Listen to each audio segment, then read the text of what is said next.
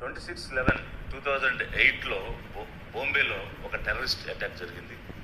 దాని తర్వాత అత్యంత క్రూరంగా deadliest and horrific attack April 22న ఈ సంవత్సరం జమ్మూ కాశ్మీర్లో ఉన్నటువంటి అనంతనాగ్ డిస్టిక్లో ఉన్నటువంటి పెహల్గాం బైసరం వ్యాలీలో జరగటం చూసాము.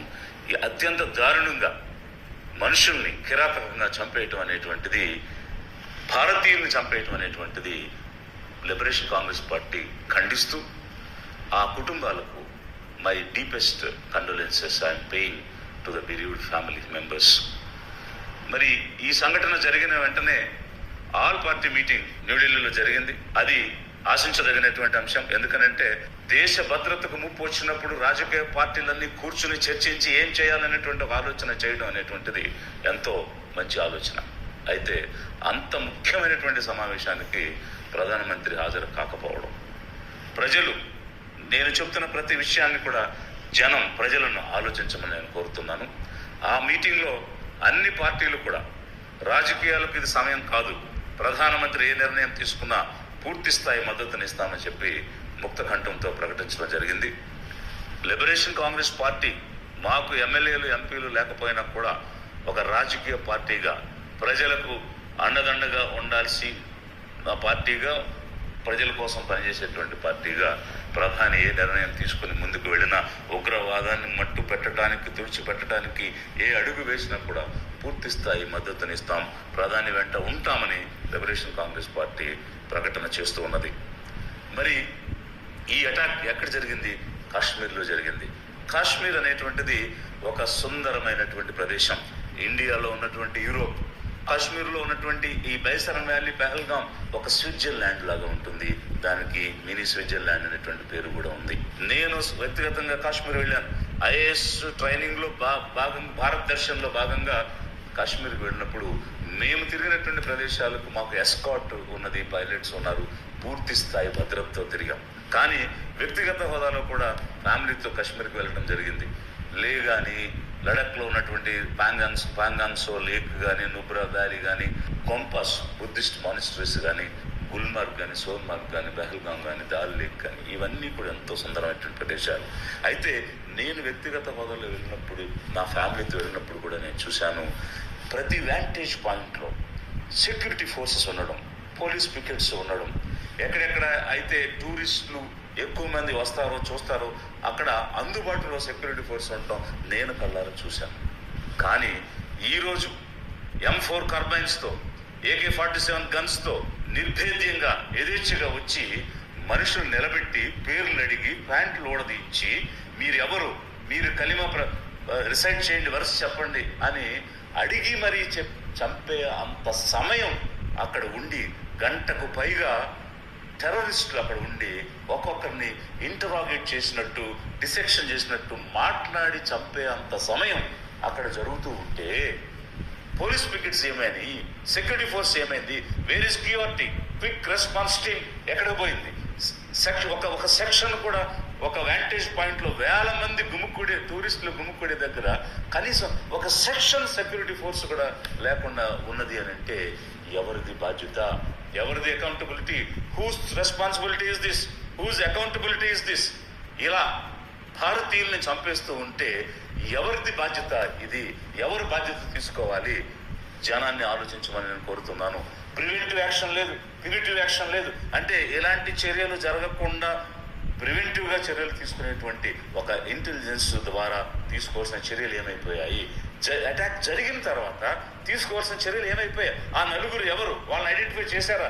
వాళ్ళని మట్టుబట్టారా? ఎక్కడున్నారనేది కనిపెట్టారా? 26/11 జరిగింది. 3 రోజుల్లో చర్యలు చూసాం. వారం గడిచింది, ఇంతవరకు ఏం చర్యలు లేవు. ఎవరిది బాధ్యత? Who is responsible? Who is accountable? మనం అందరం కూడా ఆలోచించాల్సినటువంటి సమయం. ఇలా భారతీయులను చంపుకుంటూ పోతే కళ్ళు గుడ్లు అప్పగించుకుని చూస్తూ ఉంటామా? వారు కాల్పులు జరిపినంత సేపు అడ్డుకోవడానికి ఏ రకమైనటువంటి ప్రయత్నము ప్రభుత్వ పరంగా, సెక్యూరిటీ పరంగా జరగలేదు. కేవలం ఒక సయ్యద్ హుసేన్ అలీ షా, అక్కడ గుర్రాన్ని నడుపుకుంటున్నటువంటి వ్యక్తి పోరాడాడు. అతనికి ఏ విధంగానూ సంబంధం లేని వ్యక్తుల కోసం, అతని ఊరు కాదు, అతని పేరు కాదు, అతని బంధువు కాదు, అతని మతం కాదు, అతని రాష్ట్రం కాదు, అయినా కూడా వచ్చినటువంటి టూరిస్టుల్ని ప్రొటెక్ట్ చేయాలి అని ఎదురు తిరిగి ప్రాణాలు అర్పించారు. ఇచ్చాడు. అలా కనీసం సయ్యద్ అలీకి ఉన్నటువంటి బాధ్యత కూడా ప్రభుత్వానికి లేదా? మెడికల్ ఎయిడ్ లేక సమయానికి మెడికల్ ఎయిడ్ అందక కూడా జనం చనిపోయారు.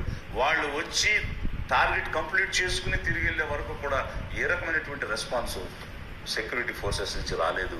ఏమైపోయాయి? గత 7 సంవత్సరాలుగా జమ్మూ కాశ్మీర్ కేంద్ర ప్రభుత్వం అధీనంలోనే ఉంది.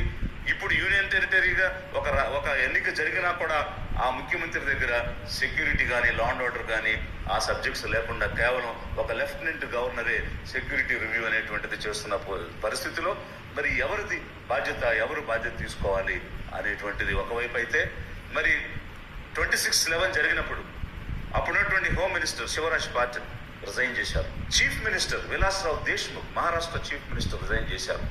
Maharashtra home minister RR Patil resign చేశారు. ఎందువల్ల? ఒక నైతిక బాధ్యత తీసుకుని.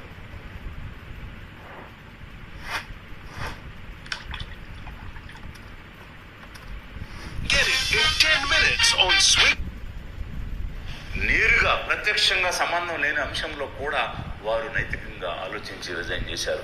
కానీ ఇక్కడ అధికార పక్షం ఏం చేస్తుంది? ప్రకటనలు చేస్తుంది, ర్యాలీలు చేస్తుంది. అదా బాధ్యత అంటే అపోజిషన్ ఏం చేస్తుంది? ఆ రోజు ఒక ప్రధానమంత్రి మన్మోహన్ సింగ్ జరిగినటువంటి సంఘటనకి బాధపడుతూ దేశానికి ఒక అపాలజీ చెప్పడం అనేటువంటిది మనం చూసాం. అంటే 3 రోజుల్లోనే జరిగిన ఇన్సిడెంట్ జరిగిన 3 రోజుల్లోనే మట్టుపెట్టడం అనేటువంటిది చూసాం. అలాంటిది ఇప్పుడు వారం గడిచినా కూడా ఎలాంటి చర్యలు లేవు కదా. అధికార పక్షమేమో ర్యాలీలు చేసుకుంటుంది, ప్రతిపక్షమేమో క్యాండిల్స్ వెలిగించుకుంటూ ఉంది. ఇదేనా ప్రజాస్వామ్యంలో బాధ్యతగా ప్రవర్తించేటువంటి విధానం? అంటే అధికారం ఇచ్చింది, బాధ్యతగా ప్రవర్తించడానికి ఒక పొలిటికల్ అకౌంటబిలిటీ లేదు, ఒక అడ్మినిస్ట్రేటివ్ అకౌంటబిలిటీ లేదు, కనీసం మోరల్ అకౌంటబిలిటీ కూడా ఉండదా? నైతిక బాధ్యత కూడా ఉండదా? నైతిక బాధ్యతతోనే కదా ఆనాడు home minister, chief minister, state home minister అందరూ కూడా రిజైన్ చేశారు. ఈ రోజు ఇప్పుడున్నటువంటి హోమ్ మినిస్టర్ ఎందుకు నైతిక బాధ్యత తీసుకోలేదు? తీసుకుని మేము ప్రజల ఎడల బాధ్యత కలిగి ఉన్నాము, ప్రజల కోసం నిలబడతాం, ప్రజలను రక్షిస్తాం, మేము ఒక వాచ్ డాగ్ గా పనిచేస్తామని చెప్పిన వారు కనీసం పొలిటికల్ అడ్మినిస్ట్రేటివ్ అకౌంటబిలిటీ తీసుకోకపోయినా నైతిక బాధ్యత తీసుకునైనా వారు రాజీనామా చేయాల్సిన అవసరం ఉందా లేదా ప్రజలను ఆలోచించమని నేను కోరుతున్నాను. అయితే మరి ఆ రోజు కాంగ్రెస్ గవర్నమెంట్లో ఉంది, అప్పుడు ముఖ్యమంత్రిగా ఉన్నారు, గుజరాత్ ముఖ్యమంత్రిగా ఉన్నారు ఇప్పుడున్నటువంటి ప్రధాని. ఆ రోజు ఏం మాట్లాడారు? ఏ విధంగా మీరు బాధ్యత తీసుకుని పని చేయలేదు, ఏ విధంగా ప్రభుత్వం ఫెయిల్ అయిందని మాట్లాడారు. మరి ఈరోజు అత్యధికంగా హిందువులు చనిపోయారు ఈ అటాక్లో. అటాక్ అనేది భారతీయుల మీద జరిగిన వాళ్ళు ప్యాంట్లు ఊడదీయించి పేరు అడిగి కావలసినంత సమయాన్ని తీసుకుని చంపడం అనేది ఒకవైపు అయితే 24 మంది హిందువులు, ఒక ముస్లిం, ఒక క్రిస్టియన్ పక్కన పెడితే, మరి హిందువుల యొక్క ప్రాణాలకు విలువ అన్నది కాంగ్రెస్ ప్రభుత్వంలో ఉన్నప్పుడే ఉంటుందా? బీజేపీ ప్రభుత్వంలో ఉన్నప్పుడు ఉండదా? ఆర్ఎస్ఎస్ ఏం చేస్తుంది? విహెచ్పి ఏం చేస్తుంది? కల్చరల్ ఆర్గనైజేషన్ బజరంగ దళ్ ఏం చేస్తుంది? మా హిందువులు చనిపోయారు అనేటువంటిది వచ్చినటువంటి మీడియా కథనాల ప్రకారంగా మరి నీకు బాధ్యత లేదా అని ఆర్ఎస్ఎస్ ప్రభుత్వాన్ని ప్రశ్నించదా? విహెచ్పి బీజేపీ ప్రభుత్వాన్ని ప్రశ్నించదా? అంటే బీజేపీ ఉన్నప్పుడు హిందువులు చనిపోతే ఏం కాదా? కాంగ్రెస్ ఉన్నప్పుడు హిందువులు చనిపోతేనే ఆ హిందువులకి వాల్యూ ఉంటుందా? ఇప్పుడు చనిపోయిన హిందువులకి వాల్యూ లేదా? ఆ ప్రాణాలకు విలువ లేదా? What RSS is doing, what VHP is doing, what Bajrang is doing? Hindutva అని ప్రచారం చేసి అరిచే వాళ్ళందరూ హిందువులు చనిపోయారు. ఎక్కడ పోయారు మీరందరూ? ప్రభుత్వం నిలదీయరేంటి? ప్రభుత్వం యొక్క బాధ్యతను మీరు అడగరేంటి? ఇప్పుడు హిందువులకి ప్రాణాలకి వాల్యూ లేదా? ఇప్పుడు మాట్లాడరా? చిచ్చు పెట్టడానికి మాట్లాడతారా? మతోన్మాదాలు లేపడానికి మాట్లాడతారా? మరి హిందువులు చనిపోయారు కదా, మీరు ప్రభుత్వం నిలదీయండి, ఎవరికి బాధ్యతను అడగండి. హోంమంత్రి ఏం చేస్తున్నారు, ప్రభుత్వం ఏం చేస్తుంది అని నిలదీయాల్సినటువంటి ఆర్ఎస్ఎస్ ఎక్కడికి పోయింది, విహెచ్పి ఎక్కడికి పోయింది, బజరంగ్ దళ్ ఎక్కడికి పోయింది అని లిబరేషన్ కాంగ్రెస్ పార్టీ అడుగుతున్నది, డిమాండ్ చేస్తున్నది, ప్రజలను ఆలోచించమని చెప్తున్నది.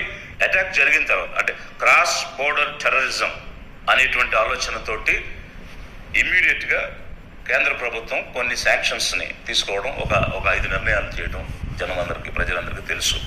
అయితే ప్రధానమంత్రి గారు హిందీ హార్ట్లాండ్, మదర్ టంగ్ హిందీగా మాట్లాడేటువంటి బీహార్కు వెళ్ళి వారు ఇంగ్లీష్లో మాట్లాడారు. ఏం చెప్పారు? దీన్ని ఒప్పుకోం, దీన్ని అంతం చేస్తాం అనేటువంటి అంశాలు వారు హిందీ హార్ట్లాండ్లో ఇంగ్లీష్లో మాట్లాడారు. From the soil of Bihar,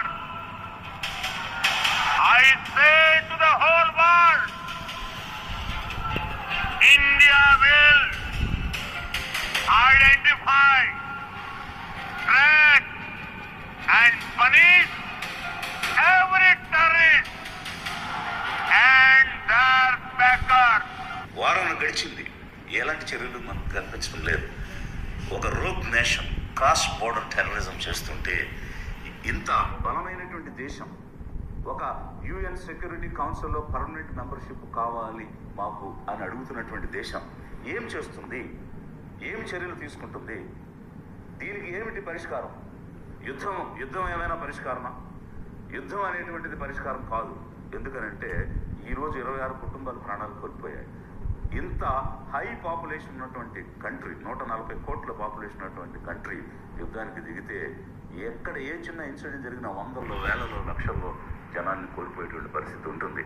మరి ఏమిటి పరిష్కారం?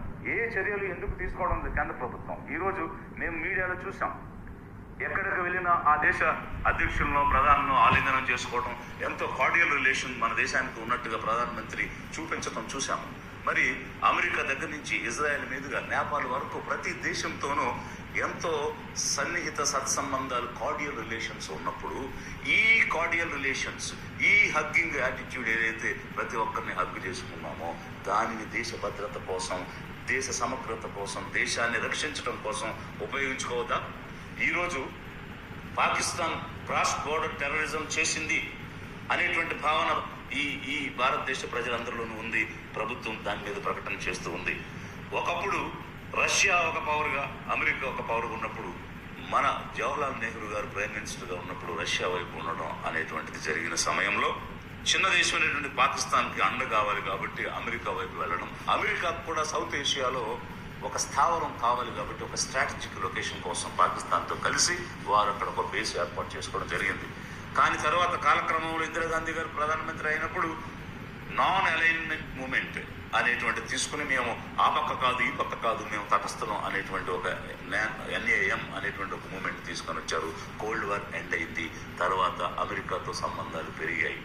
మరి ఈరోజు అమెరికాతో సంబంధాలు పెరిగినటువంటి సమయంలో ఆ సత్సంబంధాలను వాడుకుని ఉగ్రవాదాన్ని మట్టు పెట్టాల్సిన అవసరం లేదా? పాకిస్తాను షెల్టర్ ఇస్తుంది, లష్కర్ తోయిబా లాంటి ఉగ్రవాద సంస్థలకు షెల్టర్ ఇచ్చింది, ఈ TRF కూడా దానికి సంబంధించింది అని అనుకుంటున్నటువంటి సమయంలో మనకున్నటువంటి రిలేషన్స్ను వాడి పాకిస్తాను చేస్తున్నటువంటి ఈ టెర్రరిజాన్ని కానీ, ఇస్తున్నటువంటి షెల్టర్ను కానీ ఆపి ఉగ్రవాదాన్ని మట్టుబెట్టాల్సిన అవసరం లేదా? ఆ దిశగా ఎందుకు కేంద్ర ప్రభుత్వం అడుగులు వేయడం లేదు? ఇంటర్నేషనల్గా పాకిస్తాన్ మీద ఒత్తిడి తీసుకుని వచ్చి పూర్తి స్థాయిలో దీన్ని నిలుపుదల చేయడానికి ఎందుకు ప్రయత్నం చేయడం లేదు? దేశ విదేశాల మద్దతు తీసుకుని సింగిల్ అవుట్ చేసి టెర్రరిజం ఆపాల్సిన అవసరం ఉందా లేదా? జనాన్ని ఆలోచించమని ప్రభుత్వాన్ని ఆ దిశగా అడుగులు వేసి యుద్ధం శరణం కాదు, సామరస్య వాతావరణంలో ఈ టెర్రరిజంని మట్టు పెట్టాల్సినటువంటి చర్యలు తీసుకోవడం దీనికి పరిష్కారం. లిబరేషన్ కాంగ్రెస్ పార్టీ కేంద్ర ప్రభుత్వాన్ని కోరుతుంది, ప్రజలకు విజ్ఞప్తి చేస్తుంది.